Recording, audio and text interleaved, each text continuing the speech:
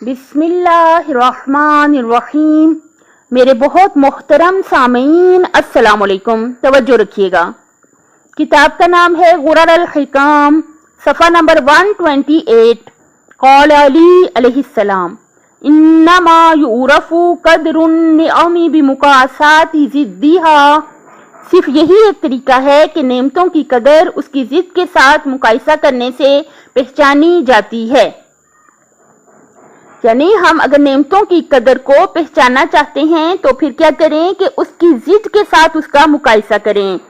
جیسے مثلا بینائی ہے آنکھوں کی، تو اس کی ضد کیا ہے کہ کوئی انسان اگر خدا نخواستہ اندھا ہو، نہ دیکھ سکے، تو یعنی اگر ہم بینائی کا شکریہ ادا کرنا چاہتے ہیں تو ہم یہ سوچیں کہ جن لوگوں کے پاس آنکھوں کی بینائی نہیں ہے تو ان کے لیے کتنی مشکلات پیدا ہو جائیں۔